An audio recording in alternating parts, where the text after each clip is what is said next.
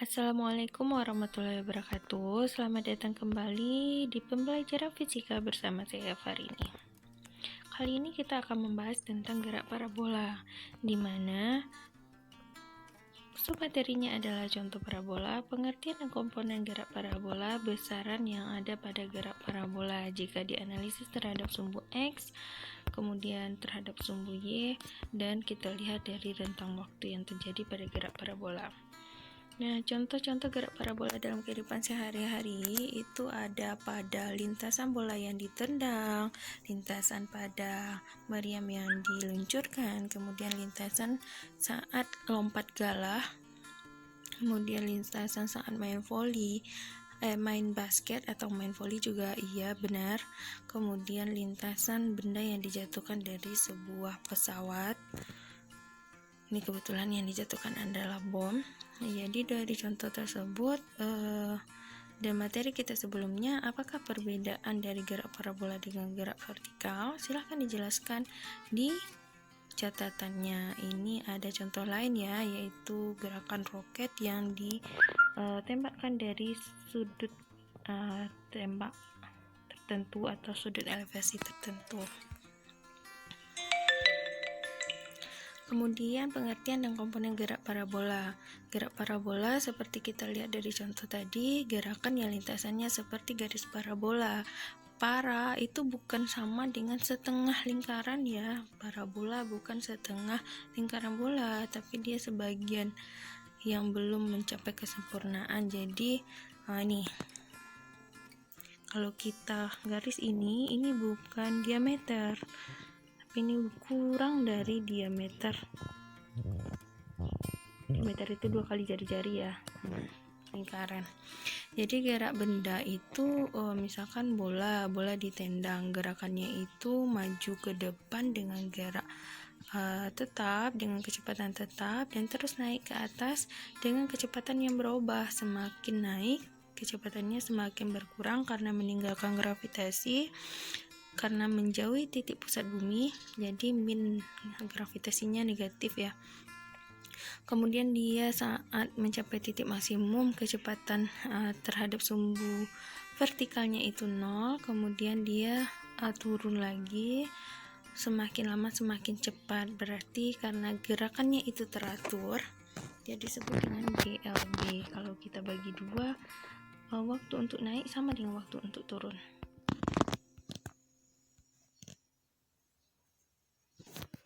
Nah, ini adalah kecepatan awal bola ditendang dengan sudut tertentu atau sudut alfa, atau disebut juga dengan sudut elevasi. Kalau kita analisis secara vektor, V0 itu terdiri dari V0 terhadap sumbu X dan V0 terhadap sumbu Y.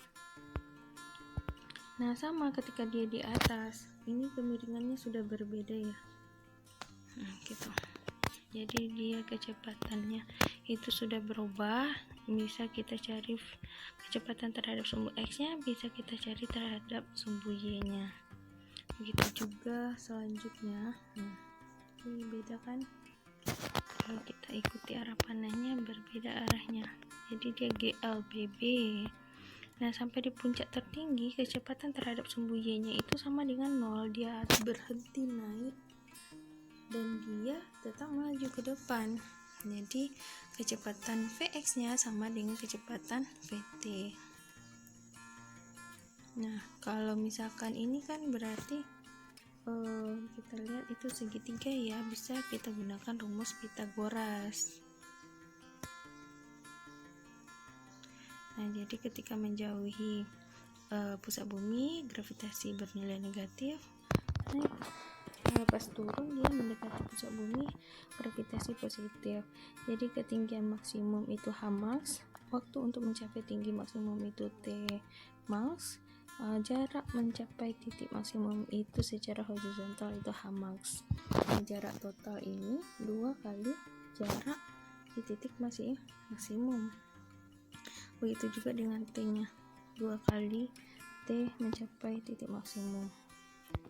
Nah, kita bisa gunakan rumus Pythagoras ya untuk mencari V0, untuk mencari Vt juga. Sumbu X kuadrat tambah sumbu Y kuadrat. Nah, ini bentuk grafik lain. Jadi ketika dia mencapai ketinggian Y yang sama, dia mencapainya dengan kecepatan yang sama juga.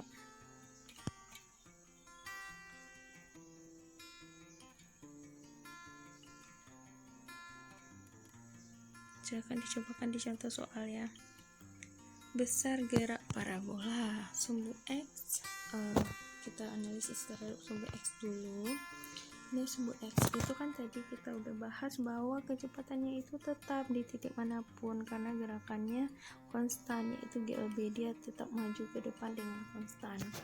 Jadi rumus kita hanya satu, S sama dengan V kali T. Ini yang akan kita bolak-balik. Jadi untuk V berarti S per T. Nah, untuk kecepatan awalnya kan Vx itu terhadap sumbu X itu kalau kita gunakan trigonometri, itu kan dia samping sudut ya, samping alfa, sudut alfa, ini sampingnya, berarti kita gunakan cos. Berarti untuk mencari V0 X atau sama dengan Vx dimanapun berada, sama dengan V0 cos alfa. Kemudian jarak itu secara horizontal kan S atau X. Nah, untuk mencarinya kita gunakan V kali T, tapi kita masukkan V-nya itu adalah V0 cos alfa dikali waktu tertentu. Nah, kalau ditanya adalah jarak yang dicapai ketika dia mencapai titik maksimum, berarti kita gunakan waktu ketika dia mencapai titik maksimum. Begitu juga dengan jarak total, berarti waktu totalnya sama dengan 2 kali waktu mencapai titik maksimum. Kemudian waktu ya udah tinggal dibalik, S sama dengan V kali T tadi, berarti T sama dengan S per V0 X atau V0 cos alfa.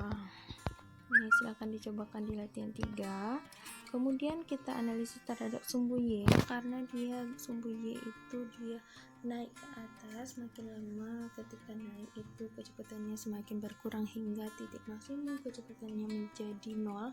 Jadi kecepatan di sini bukan kecepatan total ya, tapi kecepatan terhadap sumbu X saja. Sumbu Y saja. Jadi kecepatan pada GLBB 4 rumus yang udah kita pelajari sebelumnya ini, kecepatannya kita ganti dengan kecepatan Y semua. Jadi VTY sama dengan V0Y tambah kurang GT kuadrat. Kalau dia naik berarti dikurang GT kuadrat.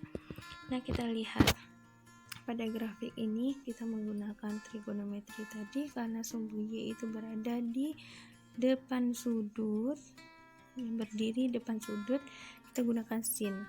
Kalau pindahkan di sini kan dia jauh dari sudut, namanya ya kita gunakan sin. Jadi V0Y sama dengan V0 sin alfa. Kalau kita mau cari VT, kita gunakan rumus pertama tapi diganti dengan Y semua. Jadi VTY sama dengan V0Y dikurang GT, atau V0Y itu kita ganti dengan V0 sin alfa dikurang GT. Bu, kapan kita menggunakan rumus-rumus yang banyak ini, Bu? Ya, ketika kita butuh. Jadi kita harus bikin diketahui dulu. Kemudian apa yang diketahui, mana yang bisa rumusnya digunakan.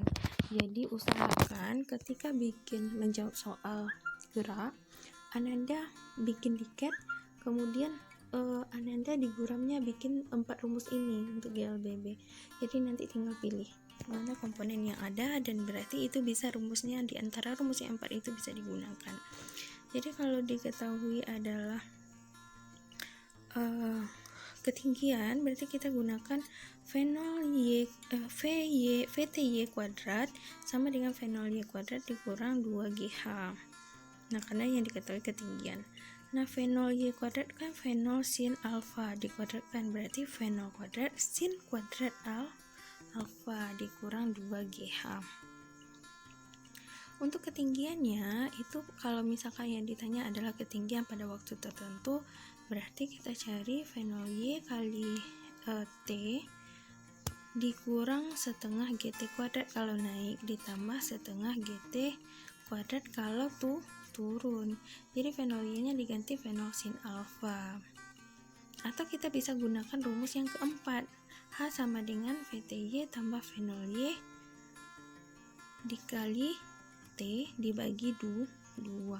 Jadi bisa rumus ketiga, bisa rumus keempat, bisa juga rumus kedua, misalkan kalau diketahui adalah VTY-nya.